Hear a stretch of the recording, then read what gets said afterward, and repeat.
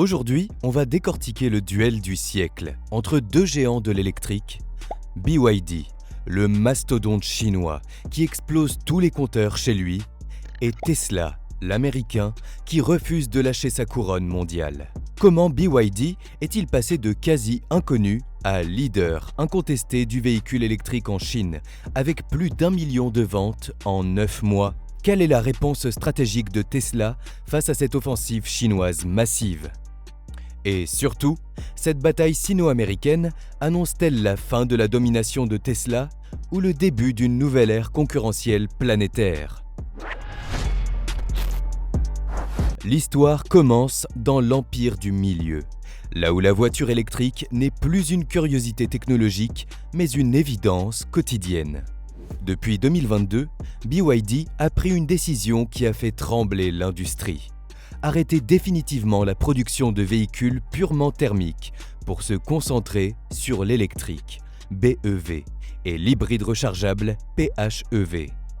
Cette bascule n'était pas un pari, c'était un rouleau compresseur.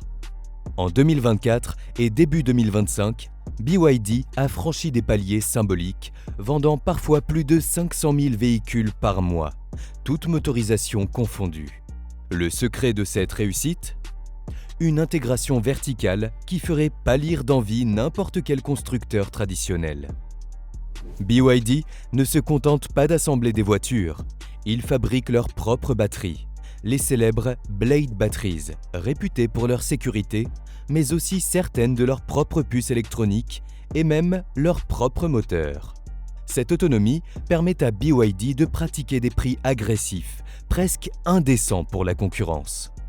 Quand vous pouvez proposer une citadine comme la Seagull, renommée Dolphin Mini sur certains marchés, à moins de 10 000 $ en Chine, vous ne vendez plus une voiture, vous vendez un nouveau mode de vie accessible à tous. Cependant, le géant de Shenzhen doit faire face à un défi de taille, la saturation de son propre marché. En 2025, la guerre des prix en Chine est devenue une guerre d'usure.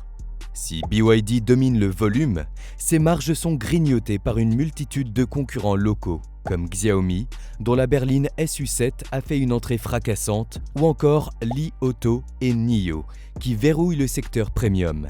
Pour continuer de croître, BYD doit regarder ailleurs, mais les frontières commencent à se fermer. Face à cette déferlante, Tesla ne joue pas la carte de la quantité brute à tout prix, mais celle de l'écosystème et de l'intelligence logicielle. En 2025, la firme d'Elon Musk a dû naviguer en eau trouble. Bien que le modèle Y soit resté l'un des véhicules les plus vendus au monde, la croissance des livraisons a ralenti par rapport aux années précédentes. Mais Tesla a plus d'un tour dans son sac. Sa réponse ne se trouve pas seulement dans les roues, mais dans le cerveau de la voiture. Le déploiement massif de la version supervised du FSD, Full Self Driving, a changé la donne. En démontrant qu'une Tesla peut traverser les États-Unis avec une intervention humaine minimale, la marque réaffirme sa position de leader technologique. Pour Tesla, la voiture n'est qu'un support pour une intelligence artificielle capable de générer des revenus récurrents via des abonnements, une marge que BYD ne possède pas encore à ce niveau.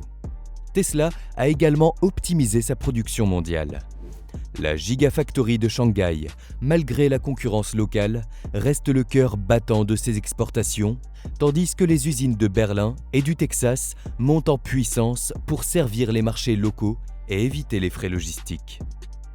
L'annonce du projet Juniper, le restylage attendu du modèle Y, est l'arme fatale pour 2025 et 2026.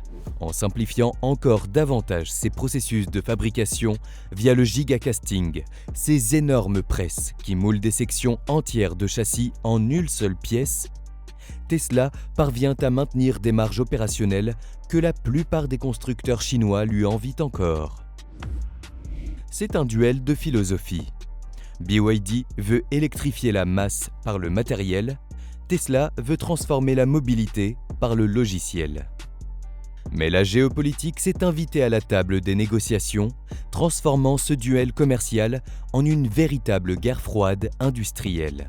En 2024 et 2025, l'Union européenne et les États-Unis ont radicalement changé de ton. Pour protéger leurs constructeurs historiques, des taxes douanières massives ont été instaurées sur les véhicules produits en Chine. Pour BYD, qui comptait sur l'exportation pour maintenir sa croissance, le coup est rude. Avec des taxes dépassant parfois les 30 ou 40% en Europe, l'avantage compétitif du prix s'évapore. La réponse chinoise ne s'est pas fait attendre. BYD a annoncé la construction d'usines en Hongrie, en Turquie et au Brésil pour contourner ces barrières. On ne parle plus d'exporter des voitures, mais d'exporter des usines entières. Tesla, de son côté, profite de son statut d'entreprise américaine tout en étant plus chinoise que les Chinois à Shanghai. C'est une position d'équilibriste unique. Elon Musk entretient des relations privilégiées avec les autorités de Pékin, ce qui a permis à Tesla d'obtenir des autorisations cruciales pour le déploiement de ses systèmes de données en Chine. Pendant ce temps, aux États-Unis, Tesla bénéficie des crédits d'impôt de l'Inflation Reduction Act, rendant ses modèles très compétitifs face à une concurrence étrangère taxée. Ce protectionnisme mondial favorise les acteurs déjà implantés localement. Le grand perdant de cette situation, peut-être le consommateur européen ou américain qui voit l'accès aux voitures électriques abordables de BYD freiné par des décisions politiques, tandis que Tesla consolide sa forteresse. Si l'on regarde sous le capot des chiffres de 2025, une tendance intéressante émerge. L'explosion des hybrides rechargeables chez BYD. Alors que Tesla reste strictement fidèle au 100% électrique, BYD a compris que la transition serait plus douce pour beaucoup de clients avec sa technologie DMI.